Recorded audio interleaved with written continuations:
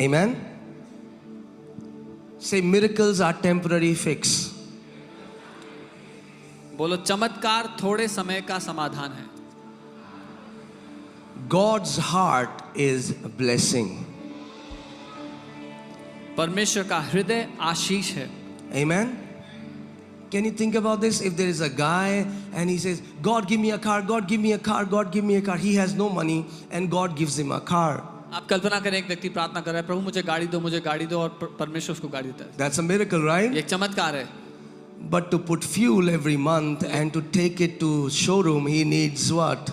Another miracle. लेकिन हर महीने उसमें तेल डालने के लिए और उसको शोरूम ले जाने के लिए उसको फिर चमत्कार चाहिए अगला.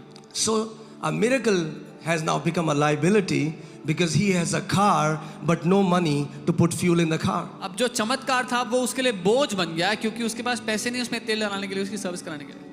One time I remember, एक बार मुझे याद है, it was Pastor Ram's wedding pastor Ram की शादी थी and I was about to enter into the banquet hall. और मैं बैंक्वेट हॉल में जाने वाला था. And a couple that used to come to our church when we just started, एक कपल जो चर्च आया करते थे स्टार्टिंग में जब शुरू हुआ था, they came to me. They said, मेरे पास Pastor, आए, बोले pastor. they put a key in my hand. उन्होंने एक चाबी मेरे हाथ में रखी. They said, this is the car God has given us. ये एक गाड़ी है प्रभु ने हमें दी है. I said, praise God. मैंने कहा They प्रभु said, को it's a धन्यवाद. miracle. बोले चमत्कार है. Please pray because we have to give 3 lakhs by tomorrow. Please प्रार्थना करो क्योंकि हमें कल तक 3 लाख रुपए देना है इसका. If we cannot give 3 lakhs, they will come and take away the car. अगर हमने नहीं दिया तो वो आके गाड़ी ले जाएंगे. We need a miracle. हमें चमत्कार चाहिए. To such person, I will say, it's better you don't have a car right now. ऐसे व्यक्ति से मैं कहूंगा बेहतर है कि अभी आप गाड़ी ना लें. Wow. I know you didn't like it, right? मुझे पता है आपको पसंद नहीं आया. Because you want a miracle. क्योंकि आपको चमत्कार चाहिए.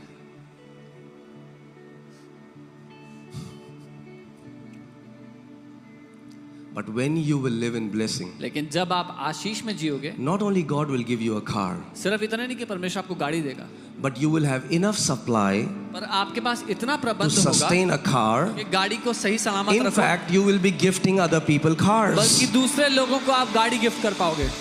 Because that is God's heart for us. He said, I will bless you. क्योंकि परमेश्वर का दिल हमारे लिए ये है. उसने And hear कहा, this. उसने कहा, Okay. I will bless you मैं तुम्हें आशीष दूंगा and make you a blessing. और तुम्हें आशीष बना दूंगा.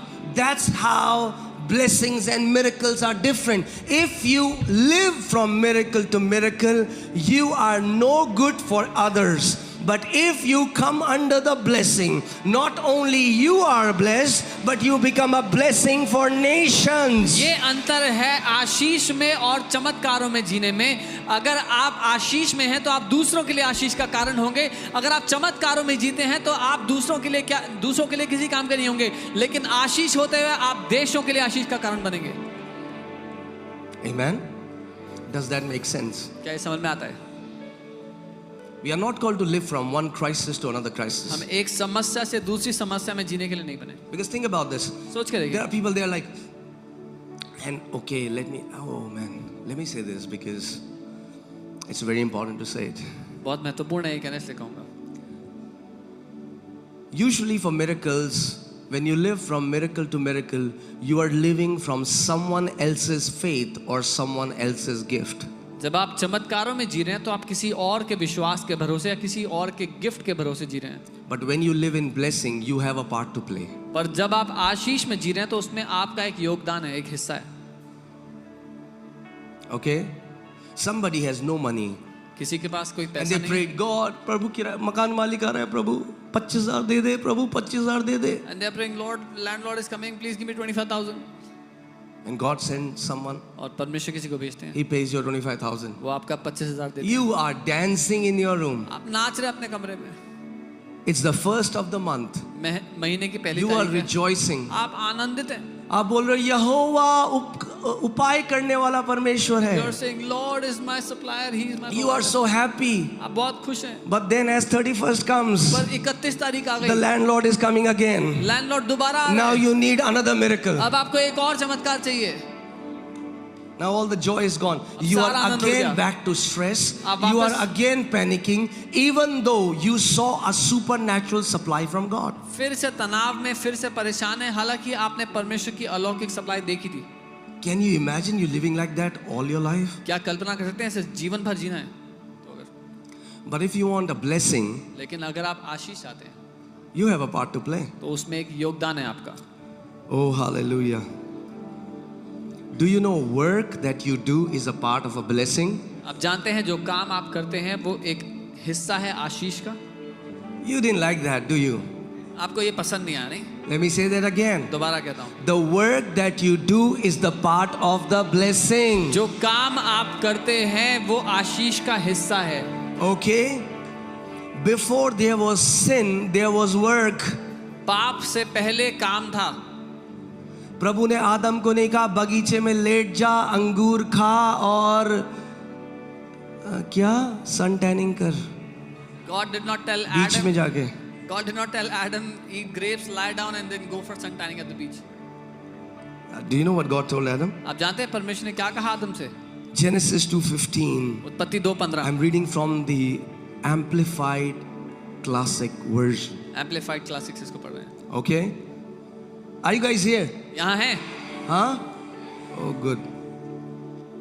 And the Lord God took the man and put him in the Garden of Eden.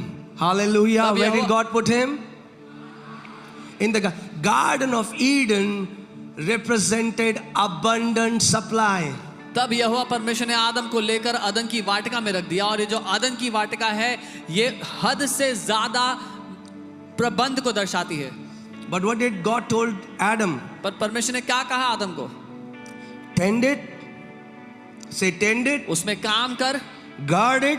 उसकी रक्षा कर And keep it. और उसको सुरक्षित रख। Oh. So God gave him a job. परमेश्वर ने एक नौकरी दी आदम को। Hallelujah. Hallelujah. If you don't have a job, अगर आपके पास नौकरी नहीं है and you think God will feed me while I'm sitting at home, get a job. और आपको लगता है कि मैं घर पे खाली बैठूंगा, परमेश्वर मुझे खिलाएगा, जाओ नौकरी करो।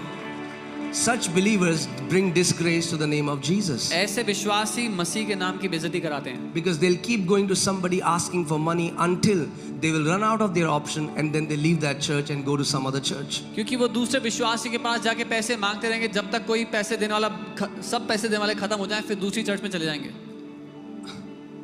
I know you will not like me saying that, but guess what? I am here not to make you happy, I am here to make you spiritually healthy. मुझे पता है आपको पसंद नहीं आएगा, लेकिन मैं आपको यहाँ पे खुश करने के लिए नहीं, आपको स्वस्थ करने के लिए हूँ आपने खुश। Amen. If work, say work, is a part of the blessing. जो आपका काम है, बोलिए काम आशीष का हिस्सा है। Some believers are corrupted in their thinking because they think I'll do nothing and God will provide for me. God can provide for you, but you will be living from miracle to miracle to miracle, and every month you will have unwanted stress which God never wanted you to have. कुछ विश्वासियों की सोच में भ्रष्टता है, उनको लगता है कि मैं काम नहीं करूंगा, परमेश्वर मुझे ऐसे ही खिलाएगा खाली बैठ के। वो कर सकता है, पर आप चमत्कार से चमत्कार में जिएंगे, हर महीना आर्थिक तंगी में, आर्थिक बोझ में होंगे। Amen. So get a job. इसलिए नौकरी करो। God wants you to have a job, so much that He named a book named Job. I'm just kidding. परमेश्वर चाहता है कि आप नौकरी करें।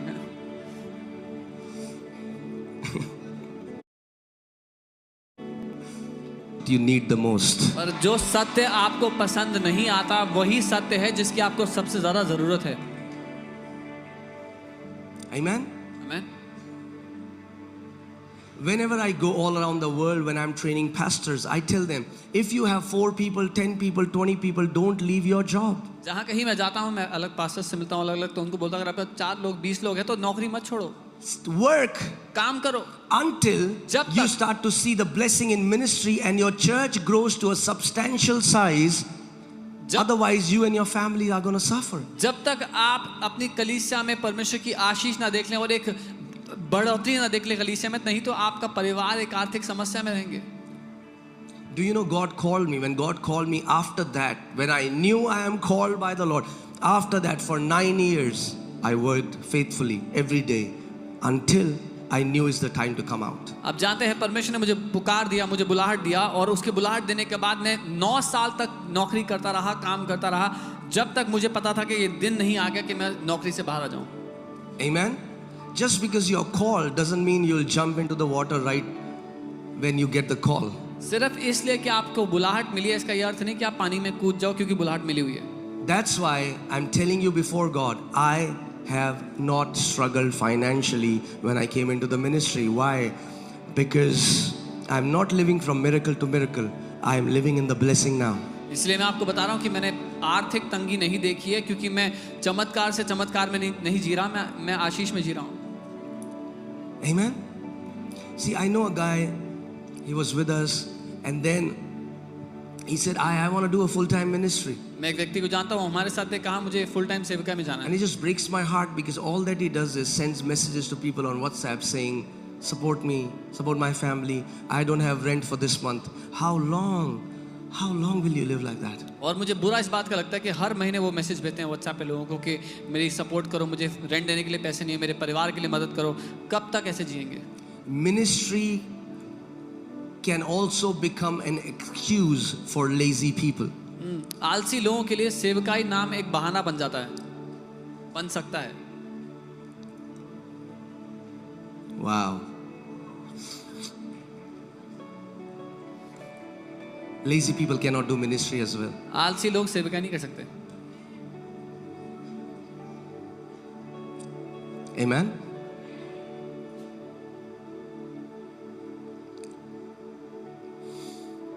I'm sure talking to someone.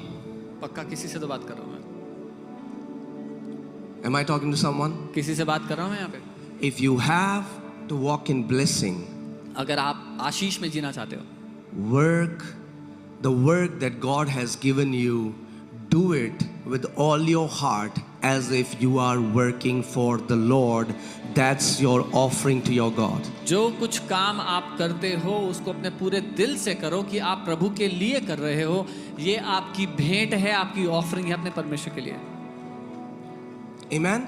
Amen. So work is not bad, church. So काम करना बुरी बात And नहीं people, है. there are people who think those people who are in full-time ministry, they don't work. ऐसे लोग हैं जो सोचते हैं कि जो लोग फुल टाइम मिनिस्ट्री में हैं वो कोई काम नहीं करते. Wow. वाह. I wish you will come, you will see जब आओगे how तो many पता लगेगा. sleepless nights we have. जब आओगे तो मालूम होगा कितनी रातें बिना सोए बिताते हैं हम लोग. Amen? You can become excellent at what God has called you to be. परमेश्वर ने आपको जिस काम के लिए बुलाया है उसमें आप